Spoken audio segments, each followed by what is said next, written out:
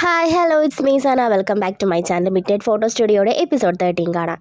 ഈ സംഭവങ്ങളൊക്കെ നടക്കുന്നതിന് ദിവസങ്ങൾ മുന്നേയുള്ള ഒരു ചെറിയ ഇൻസിഡൻറ്റ് കാണിച്ചുകൊണ്ടാണ് എപ്പിസോഡ് 13 സ്റ്റാർട്ട് ചെയ്യുന്നത്. ഈവൾ സ്പിരിറ്റിനെ പിടിച്ചു കഴിഞ്ഞാൽ റൂമിൻ്റെ ഗെറ്റപ്പൊക്കെ മാറ്റാനുള്ള പ്ലാനിങ്ങിലാണ് ഇവർ. ബർത്ത്ഡേ പാർട്ടിയെക്കുറിച്ചും ഇവർ സംസാരിക്കുന്നുണ്ട്.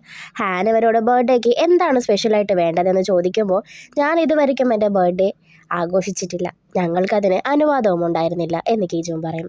എന്തായാലും ഇപ്രാവശ്യം ബർത്ത്ഡേ നമുക്ക് അടിപൊളിയായി തന്നെ നടത്തണമെന്നും ഹാൻ പറയും. പിന്നീട് കീജുൻ ഓഫീസ് അല്ലിയെ കണ്ടതിന് ശേഷമുള്ള കാര്യങ്ങളാണ് കാണിക്കുന്നത്. നീയാണല്ലേ ഇതിനെല്ലാം പിൻ, ലീ ഹ്യൂങ്ങിൻ്റെ മകനായതുകൊണ്ടല്ലേ വെക്കേഷൻ ഹോം കേസിൽ നിന്നും യൂൻച്വലിൻ്റെ കേസിൽ നിന്നും നീ രക്ഷപ്പെട്ടതെന്ന് കീജുൻ ചോദിക്കുമ്പോൾ, ആഹാ, ഒരു ഫോട്ടോഗ്രാഫറിനെക്കാളും നിനക്ക് കൂടുതൽ യോജിക്കുന്നത് പോലീസ് ജോബാണെന്ന് ഓഫീസർ ലീ പറയും. ആദ്യം നിന്നെ കണ്ടപ്പോഴേ എനിക്ക് നീ വളരെ ബോധേഡായി തോന്നിയിരുന്നു. നിന്റെ കയ്യിലിരിക്കുന്ന ആ നോട്ടീസ് കുറച്ച് ദിവസം മുന്നേ കണ്ടപ്പോഴാണ് ഞാൻ കൊന്ന ആ വ്യക്തിയുമായി നീ റിലേറ്റഡ് ആണെന്ന് മനസ്സിലായത്. 20 വർഷമായി നീ അവനെ നോക്കി നടക്കുകയായിരുന്നല്ലേ എന്ന് ഇവൻ തമാശ രീതിയിൽ ചോദിക്കും. ഇത് കേട്ടതും എൻ്റെ അങ്കിളിനെയും നീ തന്നെയാണല്ലേ കൊന്നത്, എന്തിനാണെന്ന് കീജുൻ ചോദിക്കുമ്പോൾ, ആ നോട്ടീസ് മേടിച്ചെടുത്ത് ചുരുട്ടി എൻ്റെ വഴിയെ അവൻ വന്നത് കൊണ്ടാണെന്ന് പറയും. അന്ന് രാത്രി കൃത്യമായി നടന്നത് എന്താണെന്ന് കാണിക്കും. ഓഫീസർ ലീയും വെക്കേഷൻ ഹോമിൽ വെച്ച് കൊല്ലപ്പെട്ട 2 പേരും കൂടെയുണ്ട്. എല്ലാവരും ഡ്രിങ്ക്സൊക്കെ കഴിച്ച് ഒരു വെളിവുമില്ലാത്ത അവസ്ഥയിലാണ്. ഓഫീസർ ലീ ആണ് വണ്ടി ഓടിക്കുന്നത്, മാത്രമല്ല വളരെ സ്പീഡിലുമാണ് ഓടിക്കുന്നത്. അതിനിടയിൽ ഒരുത്തൻ്റെ കയ്യിൽ നിന്നും ഡ്രിങ്ക്സിൻ്റെ ബോട്ടിൽ വീഴുകയും ലീയുടെ കാറിൽ ഡ്രിങ്ക്സൊക്കെ ആകുകയും ചെയ്യും. അത് അവനെ കൊണ്ട് ക്ലീൻ ചെയ്യിപ്പിക്കുന്നതിൻ്റെ ഇടയിലാണ് ഈ കാർ ടണലിലേക്ക് കയറുന്നതും ഹാനിൻ്റെ കാറിൽ ഇടിക്കുന്നതും. ഇവൻ കാറിൽ നിന്ന് ഇറങ്ങിയ ശേഷം അച്ഛനെ, അതായത് ലീ ഹ്യൂങ്ങിനെ വിളിക്കാൻ നോക്കുമ്പോൾ ഹാനിൻ്റെ അമ്മ അവൻ്റെ കാറിൽ തൊട്ടതും പേടിച്ചുകൊണ്ട് അവൻ അവിടെ നിന്നും പോകും. ആ സമയം ഹാനിൻ്റെ അമ്മ മരിച്ചിരുന്നില്ല. മറ്റു 2 പേർ ആംബുലൻസിന് കോൾ ചെയ്യാൻ ശ്രമിക്കുമ്പോൾ ലീ അതിന് സമ്മതിക്കില്ല. നീയാണ് കാറടിച്ചത്, നീയാണ് നിൻ്റെ അച്ഛൻ്റെ കാർ മോഷ്ടിച്ചത്, ഞങ്ങൾ എന്തിന് ഇതൊക്കെ അനുഭവിക്കണമെന്ന് ഇവർ ചോദിക്കുമ്പോൾ, ഞാൻ എങ്ങനെയെങ്കിലും ഇതിൽ നിന്നും രക്ഷപ്പെടും, നിങ്ങളുടെ അവസ്ഥ അങ്ങനെയല്ല, ഞാനിത് കൈകാര്യം ചെയ്തോളാമെന്ന് പറഞ്ഞ് ഫോൺ നോക്കുമ്പോഴാണ് അത് ടണലിൽ മിസ് ചെയ്ത കാര്യം അവൻ ഓർക്കുന്നത്. അതന്വേഷിച്ച് വരുമ്പോഴാണ് അങ്കിളിനെ അവരവിടെ കാണുന്നത്. ഒരു വിറ്റ്നസ് പോലും ഇതിന് ഉണ്ടാകരുതെന്ന് വിചാരിച്ച് ലീ അങ്കിളിനെ ഇടിച്ചിടും. ഇതെല്ലാം ഓഫീസർ ലീ കീജുനോട് പറയും. വളരെ ലാഘവത്തോടെ ഇതൊക്കെ പറയുന്നത് കേട്ട് കീജുൻ ഓഫീസർ ലീയെ നോക്കുമ്പോൾ, എന്നെ അങ്ങനെ നോക്കല്ലേ, എനിക്ക് പശ്ചാത്താപമുണ്ട്, അതുകൊണ്ടല്ലേ ഞാൻ ക്രിമിനൽസിനൊക്കെ പിടിക്കാൻ നടക്കുന്നതെന്ന് പറഞ്ഞുകൊണ്ട് 2019 നടന്ന വെക്കേഷൻ ഹോം മർഡർ കേസിൻ്റെ ഡീറ്റെയിൽസും ഇവൻ പറയാൻ തുടങ്ങും. ലീ ഹ്യൂങ്ങിൻ്റെ കയ്യിൽ നിന്നും ആക്സിഡൻറ്റിൻ്റെ കാര്യം പറഞ്ഞ് ഒരുപാട് പൈസ ഇവർ വാങ്ങിയിരുന്നു. പിന്നീട് ഒന്നും കിട്ടാതായപ്പോൾ ഇവർ ഓഫീസർ ലീയെ വന്ന് കാണും. നിന്നെ കാരണമാണ് ഇവൻ ജയിലിൽ പോയതെന്നും ഞങ്ങളുടെ ഭാവി ഇങ്ങനെ ആയിരുന്നൊക്കെ പറയുമ്പോൾ ഇവർ തനിക്കും പ്രശ്നമായേക്കാമെന്ന് കരുതുന്ന ഓഫീസർ ലീ തന്നെയാണ് വെക്കേഷൻ ഹോമിനെ കുറിച്ച് ഇവരോട് പറയുന്നത്. എനിക്കും അങ്ങേർക്കൊരു പണി കൊടുക്കണമെന്നുണ്ട്. അച്ഛൻ്റെ ഒരു വെക്കേഷൻ ഹോമുണ്ട്, മറ്റൊരാളുടെ പേരിലാണ് അതുള്ളത്, അവിടെ ചെന്ന് മോഷ്ടിക്കും, പിന്നെ ഇതൊക്കെ തലയിടാൻ പറ്റിയ ഒരാളെയും കൂടി കണ്ടെത്താൻ ഇവൻ പറയും. അതിനുവേണ്ടി ഇവർ കണ്ടെത്തുന്നതാണ് യൂൻച്വലിനെ. ഇവർ അവനെ മോഷ്ടിക്കാൻ പ്രേരിപ്പിച്ചത് ആ മോഷണക്കുറ്റം അവൻ്റെ തലയിൽ ചുമഴ്ത്താനായിരിക്കും. അങ്ങനെ ആ ദിവസം യൂൻച്വലിനെ വണ്ടിയിലിരുത്തി ഇവർ 2 പേരും അകത്തേക്ക് കയറും. പാസ്കോഡ് ഉൾപ്പെടെ ഓഫീസർ ലീ പറഞ്ഞു കൊടുത്തിട്ടുണ്ടാകും. എന്നാൽ അവിടെ അപ്രതീക്ഷിതമായി ഓഫീസർ ലീയെ കാണുമ്പോൾ ഇവർ ഷോക്കാകും. അവൻ ഇവർക്ക് ലോക്കർ കാണിച്ചു കൊടുത്ത് നമുക്കൊരു ഡ്രിങ്ക്സൊക്കെ കഴിച്ചിട്ട് പതിയെ എടുക്കാമെന്ന് പറയും. ഇവരാണെങ്കിൽ ഇത് വേഗം ചെയ്തിട്ട് പോകാമെന്നുള്ള തിരക്കിലായിരിക്കും. ഒരുപാട് പൈസയൊക്കെ കണ്ട് അവർ സന്തോഷിക്കും. ഒരു ഡ്രിങ്ക്സൊക്കെ കഴിച്ചിട്ട് പാക്ക് ചെയ്യാമെന്ന് ഇവൻ വീണ്ടും പറയുമ്പോൾ ഇവർ എന്നാ പിന്നെ അങ്ങനെ ആകട്ടെ എന്ന് കരുതും. ഇവർ ഡ്രിങ്ക്സ് കഴിക്കും. എന്നാൽ അവൻ അതിലെന്തോ കലർത്തിയിരുന്നു. ഉടനെ തന്നെ അവരുടെ ബോധവും പോകും. ഇവർ 2 പേരെയും ഇവൻ കൊലപ്പെടുത്തും. ശേഷം ഒരാളുടെ ഫോണിൽ നിന്നും യൂൻച്വലിനെ അകത്തേക്ക് കയറാനുള്ള മെസ്സേജ് അയക്കും. അങ്ങനെയാണ് അവൻ അകത്തേക്ക് കയറുന്നത്. എന്നാൽ ബാക്ക് യാർഡിലെ സീക്രട്ട് ഡോർ വഴി ഇവൻ പുറത്തിറങ്ങുന്നത് സിയോങ് സൂങ് കാണും. പിന്നീട് അയാളും ഇത് പറഞ്ഞ് ഇവനോട് പൈസ മേടിക്കാൻ തുടങ്ങി. കീജുൻ്റെ അടുത്ത് നിന്നും പോയ ശേഷം ഇയാൾ വിളിക്കുന്നത് ഓഫീസർ ലീയെ ആയിരിക്കും. വീണ്ടും ഇയാൾ പൈസ ആവശ്യപ്പെടുകയും ചെയ്തു.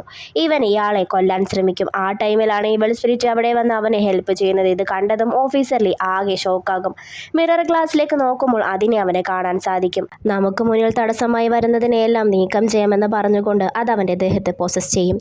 ഇതെല്ലാം പറഞ്ഞു കഴിഞ്ഞ് ഒരു സാധാരണ ആക്സിഡൻ്റായി തള്ളിക്കളയേണ്ട കാര്യമേ ഉണ്ടായിരുന്നുള്ളൂ അവർക്കൊക്കെ. ദേ ഇപ്പോൾ അവരുടെ ഗതി തന്നെയാണ് നിനക്കുമെന്ന് പറഞ്ഞ് കൈയിൽ ഗ്ലൗസൊക്കെ ഇട്ട് ഒരു കത്തിയും എടുത്ത് കീജുവിനെ കൊല്ലാൻ ശ്രമിക്കും. ആകുന്നതും ഇവൻ ഫൈറ്റ് ചെയ്യുന്നുണ്ട്. എന്നാൽ ഓഫീസർ ലീ അവൻ്റെ വയറ്റിന് കുത്തും. അടുത്തത് കുത്താൻ പോകുമ്പോഴേക്കും അവൻ അവിടെ നിന്ന് ഓടി രക്ഷപ്പെടാൻ നോക്കും. പുറകെ ഓഫീസർ ലീയും തൻ്റെ സർവ്വശക്തിയും എടുത്ത് അവനോടും. ആളുകളുള്ള സ്ഥലം എത്തിയതും അവൻ്റെ ബോധം നഷ്ടപ്പെടും. അവരെയൊക്കെ കണ്ട ഉടനെ തന്നെ കത്തി മറച്ചു വെച്ച് ഓഫീസർ ലീ പോകും. പ്രസൻറ്റ് കാണിക്കും. കീജു നടന്നതെല്ലാം ഹാനിനോട് പറയുമ്പോൾ, അറിഞ്ഞ ഉടനെ തന്നെ നിനക്ക് അവിടെ നിന്ന് ഓടി രക്ഷപ്പെടാമായിരുന്നില്ലേ എന്നിവൾ ചോദിക്കും. ശരിയാണ്, ഞാൻ കുറച്ചുകൂടി പ്രാക്ടീസ് ചെയ്യണമായിരുന്നു എന്നിവൻ പറയും. എന്തായാലും എനിക്ക് നിന്നെ ഒന്നുകൂടെ കാണാൻ പറ്റിയല്ലോ എന്നിവൻ പറയലും അവിടെ നിന്നും പതിയെ പതിയെ അവൻ മായാൻ തുടങ്ങും. ഇത് കണ്ടതും ഹാൻ കരഞ്ഞുകൊണ്ട് എന്നെ വിട്ട് എങ്ങോട്ടും പോകല്ലേ എന്ന് പറയും. ആംബുലൻസിൽ വെച്ച് ഇവന്റെ ഹാർട്ട് ബീറ്റ് നിലയ്ക്കുന്നതായും കാണിക്കും. ഓഫീസർ ലീയെ പോസസ് ചെയ്തതിലൂടെ ഈവിൾ സ്പിരിറ്റ് സ്റ്റുഡിയോയുടെ ഡോർ തുറന്ന് അകത്ത് കയറും. ക്യാമറ എടുക്കാൻ പോയതും തിരിച്ച് സ്റ്റുഡിയോയുടെ പുറത്ത് തന്നെ അവരെത്തും. വീണ്ടും കയറാൻ ശ്രമിക്കുമ്പോൾ അതിന് സാധിക്കില്ല. ഈവിൾ സ്പിരിറ്റ് വളരെ ദേഷ്യത്തിലും അമർഷത്തിലും അവൻ ഇപ്പോഴും ജീവനോടെ ഉണ്ടെന്ന് പറയും. ഇത് കേട്ടതും ഓഫീസർ ലീ ഷോക്കാകും. ഹാനിനെ ഹോസ്പിറ്റലിൽ നിന്ന് വിളിക്കും. നീ ഇതുവരെ മരിച്ചിട്ടില്ല എന്ന് ഹാൻ കീജുവിനോട് വളരെ സന്തോഷത്തിൽ പറയും. അവൻ്റെ നിഴലും കൂടെ തന്നെ ഉണ്ടാകുന്നത് കാണും. ഹോസ്പിറ്റലിലുള്ള കീജുവിനെ കാണിക്കും. ഹാനും മാനേജറും കൂടെയുണ്ട്. ഞാൻ കാരണമാണ്, ഞാൻ അവിടെ ഇല്ലാത്തത് കൊണ്ടാണെന്നൊക്കെ പറഞ്ഞ് കരഞ്ഞ് നിലവിളിച്ചു കൊണ്ടിരിക്കുകയായിരിക്കും മാനേജർ. നീ അവിടെ ഉണ്ടായാലും ഇത് തന്നെയായിരിക്കും സംഭവിക്കുന്നത്, കാരണം അതൊരു ഈവിൾ സ്പിരിറ്റ് ആയിരുന്നെന്ന് ഹാൻ പറയും. അവിടേക്ക് നാംഗു വരുമ്പോൾ സൂക്ഷിച്ച്, സേഫ് സോൺ ആക്റ്റീവ് ആണെന്ന് മാനേജർ പറയും. അവൻ എഴുന്നേൽക്കുമെന്ന് ഹാൻ പറയുമ്പോൾ തീർച്ചയായും, കാരണം അവൻ അത്രയ്ക്കും സ്ട്രോങ് ആണെന്ന് നാംഗു പറയും. കീജുവിൻ്റെ സോൾ ഇപ്പോൾ എവിടെയാണെന്ന് നമുക്ക് ചോദിക്കുമ്പോൾ ഈവിൾ സ്പിരിറ്റ് ആദ്യമേ സ്റ്റുഡിയോയിലേക്ക് പോകാൻ ചാൻസ് ഉണ്ടെന്ന് പറഞ്ഞ് അങ്ങോട്ട് പോയിരിക്കുകയാണെന്ന് ഹാൻ പറയും. ഒരു സോൾ ആയതുകൊണ്ട് തന്നെ കീജുവിന് ആ ഡോറിലൊന്ന് തൊടാൻ പോലും സാധിക്കുന്നുണ്ടായിരുന്നില്ല. നാംഗുവും മാനേജറും ചെയ്യുന്നത് പോലെ ഡോറിലൂടെ അപ്പുറത്തേക്ക് പോകും. എന്നാൽ എത്തുന്നത് മറുവശത്തായിരിക്കും. തിരിച്ചു വരുമ്പോഴാണ് സ്റ്റുഡിയോ ക്ലോസ് ചെയ്തിരിക്കുന്ന കാര്യം അവൻ അറിയുന്നത്. ഒരാഴ്ച കൂടിയേ തൻ്റെ ബർത്ത്ഡേക്ക് ഉണ്ടായിരുന്നുള്ളൂ. ആ ശാപം നീക്കുന്നതും വളരെ ബുദ്ധിമുട്ടുള്ള ടാസ്ക് ആണെന്നും കീജുൻ ചിന്തിക്കും. സിയോങ്സുവിൻ്റെ ബോഡി ഇപ്പോഴും അവിടെ തന്നെയാണുള്ളത്. കീജുൻ എഴുന്നേറ്റ് കഴിഞ്ഞാൽ നീ ഒരു കൊലയാളിയാണെന്ന് വിളിച്ചു പറയുമെന്ന് ഈവിൾ സ്പിരിറ്റ് ഓഫീസർ ലീയോട് പറയും. ഞാൻ അവരെ പോലെ ഒരിക്കലും ആകില്ലെന്നിവൻ പറയുമ്പോൾ അവൻ്റെ കഴുത്തിന് കുത്തിപ്പിടിച്ച്, എന്നാൽ ആദ്യം നീ അവനെ ഇല്ലാതാക്കണമെന്ന് പറയുമ്പോൾ, എന്നാലല്ലേ തനിക്കും ആ ക്യാമറ എടുക്കാൻ സാധിക്കുകയുള്ളൂ എന്ന് ഇവൻ പറയുമ്പോൾ ഈവിൾ സ്പിരിറ്റ് കഴുത്തിൽ പിടിവിടും. കീജുവിൻ്റെ സോളിനെ കണ്ടതും ഓടി വന്ന് കെട്ടിപ്പിടിച്ച് കരയുകയാണ് മാനേജർ. ഞാനിപ്പോഴും മരിച്ചിട്ടില്ല എന്നിവൻ പറയുന്നുണ്ടെങ്കിലും അവൻ നിലവിളിച്ചു കൊണ്ടേയിരിക്കുകയാണ്. പുറകിൽ നിന്നും വന്ന നാംഗു അവൻ്റെ തലക്കിട്ടൊന്ന് കൊടുക്കും. കീജുവിനെ ഹഗ് ചെയ്ത്, നീ സ്ട്രോങ് ആയി നിൽക്കണം, സർജറിക്ക് ശേഷം ഇനി നീ എഴുന്നേറ്റില്ലെങ്കിൽ നീ ഒരു വിഡ്ഢിയായി മാറുമെന്ന് നാംഗു പറയുമ്പോൾ, എന്ത് തേങ്ങയാണ് ഇയാൾ പറയുന്നതെന്ന് കീജുൻ ചിന്തിക്കും. നിനക്കെന്നെ മനസ്സിലായോ എന്ന് കീജുൻ പറഞ്ഞതും അവൻ്റെ മുഖത്തിട്ടടിച്ച് ഇപ്പോൾ എങ്ങനെയുണ്ടെന്ന് ചോദിക്കും. നല്ല വേദനയുണ്ടെന്ന് ഇവൻ പറയും. വേദനയോ എന്നിവർ സംശയിക്കും. ടെമ്പററി കോസ്റ്റുകൾക്ക് വേദന എടുക്കുമോ എന്ന് നാംഗു ചോദിച്ചതും മാനേജർ നാംഗുവിൻ്റെ മുഖത്തിട്ടടിക്കും. എന്നിട്ട് വേദനിച്ചോ എന്ന് ചോദിക്കുമ്പോൾ ഇവൻ ഇല്ല, പക്ഷേ എനിക്കതിഷ്ടമായില്ല എന്ന് നാംഗു പറയും. ഇനിയും ഈ അടി തുടർന്നു കൊണ്ടിരിക്കുമെന്ന് തോന്നിയ കീജു, ഞാൻ മരിച്ചിട്ടില്ല, ഈ ഇടയ്ക്കൊന്നും ഇനി മരിക്കുകയുമില്ലെന്ന് വളരെ ഉച്ചത്തിൽ പറയും. കീജും പിന്നീട് ഇവരോടായി സ്റ്റുഡിയോ ക്ലോസ്ഡ് ആയ കാര്യം പറയും. അപ്പോൾ ക്യാമറ എവിടെയെന്ന് മാനേജർ ചോദിക്കുമ്പോൾ അതെവിടെയും പോയിട്ടില്ല, അതവിടെ തന്നെയുണ്ട്. പ്രശ്നം എന്തെന്ന് വെച്ചാൽ ആർക്കും അതിൽ കയറാൻ സാധിക്കില്ല എന്നതാണ്.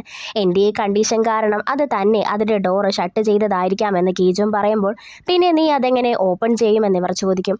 2 വഴികളാണ് അതിനുള്ളത്. ഒന്നില്ലെങ്കിൽ ഞാൻ കോമയിൽ നിന്ന് ഉണർന്ന ശേഷം അത് ഓപ്പൺ ആക്കാം, അല്ലെങ്കിൽ എൻ്റെ മരണശേഷം ഈവിൾ സ്പിരിറ്റിന് അത് ഓപ്പൺ ആക്കാം. ഈവിൾ സ്പിരിറ്റിന് ഇതുവരെയ്ക്കും അതിനെ ഒന്ന് സ്പർശിക്കാൻ പോലും സാധിച്ചിട്ടില്ല. അതുകൊണ്ടാണ് കഴിഞ്ഞ 100 വർഷമായിട്ടും എൻ്റെ തലമുറകളിലുള്ളവർ മരിച്ചിട്ടും അത് സേഫായി തന്നെ ഇരിക്കുന്നത്.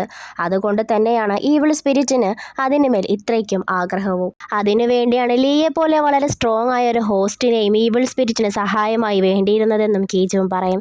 ആദ്യം തന്നെ അവനെ പിടിക്കാമെന്നും ഹോസ്റ്റിനെ കാണാതായാൽ ആ ക്യാമറ എടുക്കാൻ ഈവിൾ സ്പിരിറ്റിന് സാധിക്കില്ലല്ലോ എന്ന് നാംഗു പറയുമ്പോൾ, അവൻ്റെ അപ്പാർട്ട്മെൻറ്റിലേക്ക് ഒന്നുകൂടി എനിക്ക് പോകണം, അവിടെ നിന്നും അവനെ പൂട്ടാനുള്ള എന്തെങ്കിലും തെളിവ് കിട്ടാതിരിക്കില്ല എന്ന് കീജും പറയും.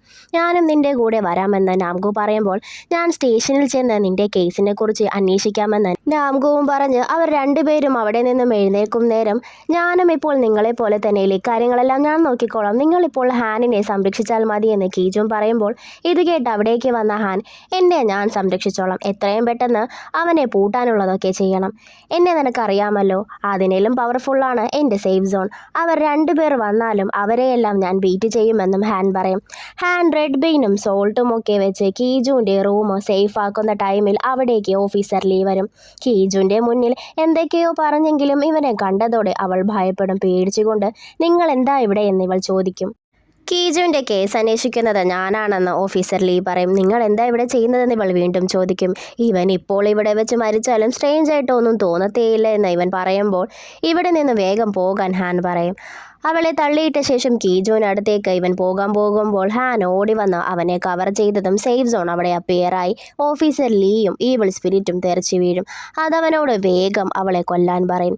അവൻ എഴുന്നേറ്റ് ഡോർ അടച്ച് വീണ്ടും കീജുവിനടുത്തേക്ക് ചെല്ലും. വീണ്ടും ഹാനെതിരെ നിൽക്കുമ്പോൾ നീയും മരിക്കുമെന്ന് പറഞ്ഞ് അവളെ തള്ളിയിടും. കീജുവിനെ കൊല്ലാൻ ശ്രമിക്കുമ്പോൾ അവിടേക്ക് ജീവൻ വരും. ഡിറ്റക്റ്റീവ് വന്നിട്ടുണ്ടെന്ന് ഹാനിനോട് പറയും. നിങ്ങൾ എന്താ ഇവിടെ ചെയ്യുന്നതെന്ന് ഇവൻ്റെ കോവർക്കർ ചോദിക്കുമ്പോൾ ഒരു കേസ് വന്നാൽ ഡ്യൂട്ടിയിൽ നിന്ന് മാറി നിൽക്കാൻ കഴിയില്ലല്ലോ എന്ന് വളരെ നന്നായി ആക്ട് ചെയ്തുകൊണ്ട് അവൻ പറയും.